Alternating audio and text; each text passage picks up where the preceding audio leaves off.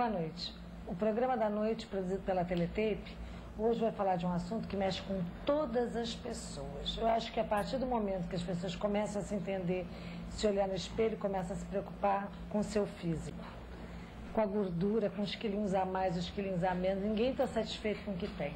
Principalmente quando a gente vai chegando no final de ano, Natal, e todo mundo começa a comer mais. É almoço de confraternização, é jantar na casa de um, é drink na casa de outro, a gente vai engordando, engordando, engordando. Vamos parar um pouco, vamos falar com o Dr. Jorge Bastos Garcia. É um dos endocrinologistas em que 9 entre 10 artistas de cinema se tratam com ele. A invenção da Hilde que ficou. É?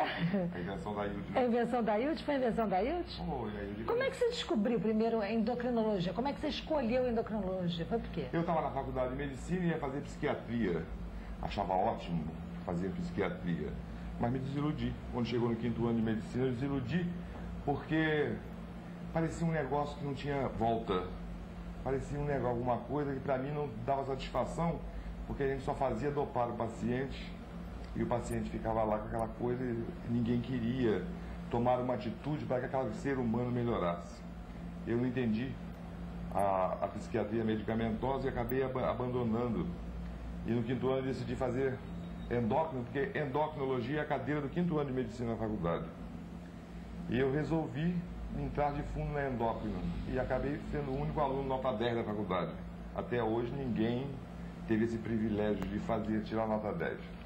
E eu, quando vim para o Rio de Janeiro, estava em Uberaba, fiz o curso, frequentei o curso de endócrino, fui para a aeronáutica, trabalhei e tinha um brigadeiro lá, o brigadeiro na época era coronel, ele já foi até diretor de saúde da aeronáutica, que tinha um consultório em Copacabana e cismou, não, você vai ficar no consultório de Copacabana sentado lá e você vai começar a atender cliente em Copacabana.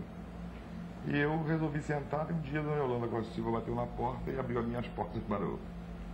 Que ela estava enorme de gorda? Não estava enorme de gorda, não. Eu nunca fui muito gorda, né? Mas aquele jeito de querer cuidar da estética, né? E assim começou a minha roda viva, que já dura 16 anos. É mesmo? 25 mil clientes nesse Rio de Janeiro. E outro dia eu resolvi botar computador no consultório, porque já não cabia mais fichários suficientes para a gente ter 25 mil clientes. Então eu resolvi fazer tudo na base do computador e vi que o maior número de clientes não é só do Rio de Janeiro, do Brasil inteiro. Tem cliente no Acre? Tem cliente no Acre. A gente bate e pergunta, né? Acre no computador e sai na tela, tem cliente no Acre, tem cliente de Belo Horizonte, tem cliente de Belo Horizonte, tem cliente de Salvador, tem cliente de Salvador. E eu ali cheguei à conclusão que eu já... Isso é uma coisa que eu acho fascinante que você faz, não só emagrecer as pessoas, mas é você manter um consultório em Ipanema, num ponto importante da zona sul do Rio de Janeiro e outro na zona norte, no subúrbio. Eu acho importante para mim, principalmente, sabe por quê? Eu sou do Irajá. Eu nasci lá. E as raízes da gente, a calçada que a gente anda em criança, o mesmo botequim da esquina, que era o que eu via em criança, é uma coisa importante para mim. E eu não quis perder minhas raízes de lá, não, porque é bom para a minha cabeça eu saber que tem aquelas pessoas que fazem parte da minha vida há muito tempo.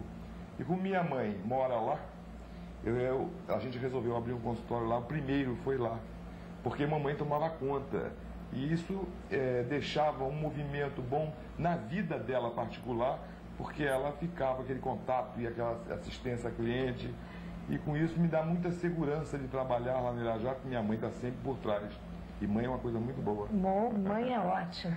Ô Jorge, nessas suas 25 milhões de clientes? 25 mil. 25 milhões não. Essas 25 mil clientes suas, né? O que acontece? As pessoas vêm e voltam, vêm e voltam? Porque... É flutuante isso? Porque é assim, em obesidade, normalmente você tem que respeitar muito as quatro manifestações do ser. Eu considero as manifestações do ser o pensamento, que é a mente, a emoção, o físico e os registros etéricos de vidas passadas, porque eu sou espiritualista, todo mundo sabe disso. Então você tem que guardar muito